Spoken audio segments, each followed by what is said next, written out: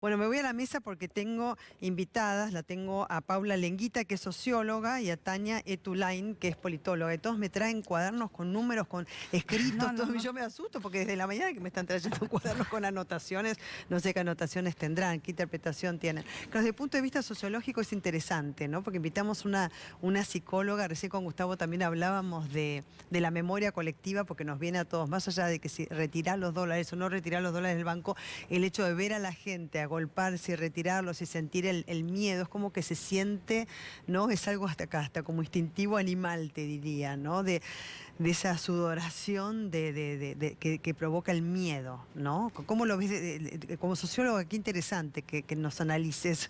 Sí, la verdad que el grado de incertidumbre en todos los extremos, ¿no? Recién se mostraba la deuda social, el hambre, el nivel de incertidumbre que hoy padecen no solamente los sectores que tienen capacidad de comprar divisas, sino sobre todo y más profundamente aquellos sectores que no tienen hoy capacidad de alimentarse de una manera muy elemental, muy básica. Me parece que este desorden, este desborde que estamos viviendo, de alguna manera es el fin de un ciclo.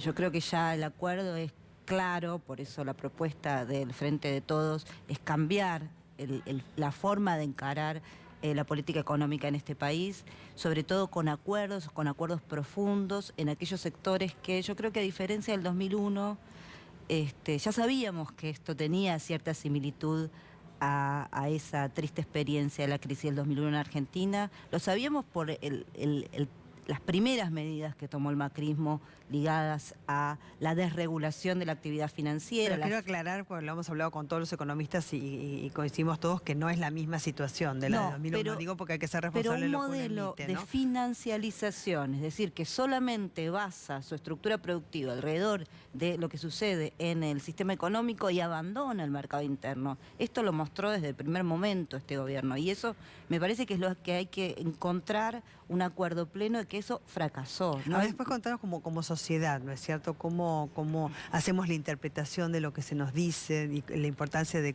cómo se nos lo dice también, ¿no? Y cómo actúa la sociedad argentina en distintos ámbitos. Paso para que como politóloga también analices estos factores, cómo está influyendo hoy en la política. Mira, yo creo que hay una crisis económica y social en la Argentina, no política, y después me gustaría un poco explayarme por qué creo eso. Creo que el sistema político está pudiendo canalizar las demandas de la sociedad por eso, porque en las PASO no hubo un voto en blanco como sí sucedió en el 2001, un descontento hacia el sistema político.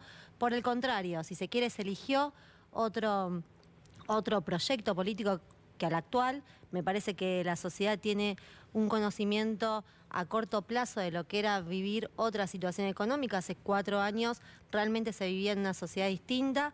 Por un lado, eligió otro proyecto político y a la vez considero que lo que hizo la sociedad, el pueblo, eligiendo a Alberto y al Frente para Todos, fue reconocer la generosidad que tuvieron dirigentes de la oposición en juntarse más allá de los celos y las diferencias que tuvieron en un pasado, para poder realmente canalizar el descontento de la sociedad, lo vulnerable que está la cuestión social que recién se mostraba en el informe. Y me parece que eso no es un dato menor. La sociedad pudo reconocer esa generosidad política y me parece que hoy el sistema político está pudiendo canalizar el descontento a través de las elecciones y me parece que eso también es un dato que se tiene que tener en cuenta respecto a que a veces hacen ciertas comparaciones con lo que pasaba en el 2001. Me parece que hoy estamos en una situación realmente distinta y por eso hay un sistema político que le da expectativas de futuro a la gente. ¿Y cómo reacciona la sociedad y cómo se arma, digamos, la sociedad en conjunto también para salir de una situación de crisis? Sí, cómo se protege, ¿no? Claro. ¿Cómo se protege? Sí. Yo diría acá 2 claves que me parece que hay que poner sobre la mesa. La primera es las corresponsabilidades de esto a lo que llegamos hoy. Digo, acá hay corresponsabilidad. Se hizo durante mucho tiempo una política ficcional. El gobierno vendía esto del crecimiento invisible, digamos, metáforas que lo que estaban haciendo es ocultar la realidad social, la que muchos especialistas veíamos que estaba siendo llevada al país. Las corresponsabilidades tienen que ver en algunos sectores dirigentes, pero sobre todo el papel que han cumplido estos años ciertos medios de comunicación, acompañando esa suerte de ficción que el gobierno había instalado sobre el recorrido de este país.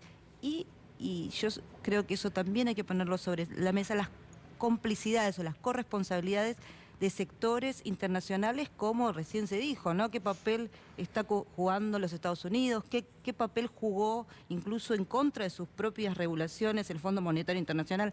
Acá hay que poner en esta crisis a los verdaderos responsables de este proceso.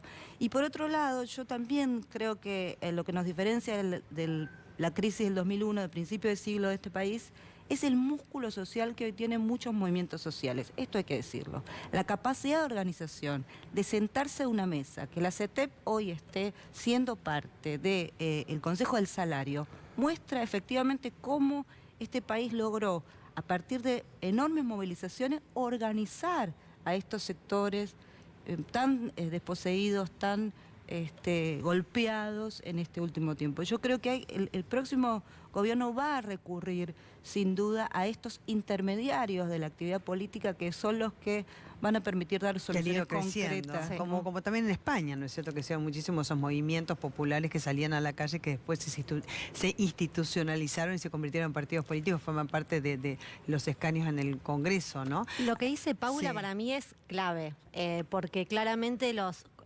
movimientos sociales y las organizaciones en el territorio están pudiendo resolver los problemas que la política no puede resolver, desde darle de comer a la gente hasta darle un medicamento, resolver las cuestiones cotidianas, que si bien históricamente esas organizaciones tienen ese rol, en estos momentos de crisis están pudiendo ser, por un lado, las contenedoras de ese conflicto a nivel territorial, pero también las vimos en esta semana como las canalizadoras, si se quiere, de las demandas de esos sectores que hoy están en una situación muy vulnerable hacia el sistema político.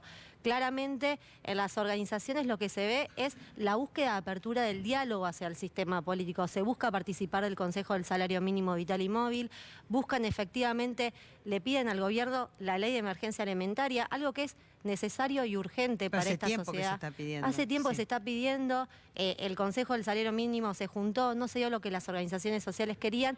Y por otro lado, ¿qué es que se escucha al gobierno? Se escucha al gobierno la estigmatización constante hacia las organizaciones sociales. Se escucha al gobierno, el otro día Miguel Ángel Pichetto, después de esa gran movilización, dijo, son gerentes de la pobreza. Entonces, las organizaciones sociales están teniendo un puente de diálogo con el gobierno y el gobierno lo que le contesta es estigmatizándolas, ¿no? Me parece que eso genera más caos político y realmente tenemos que agradecer que históricamente los sectores populares se hayan podido dar sus organizaciones y que no estén incentivando a ese caos al que los quiere llevar o trasladar el gobierno. Muchísimas gracias. De nada.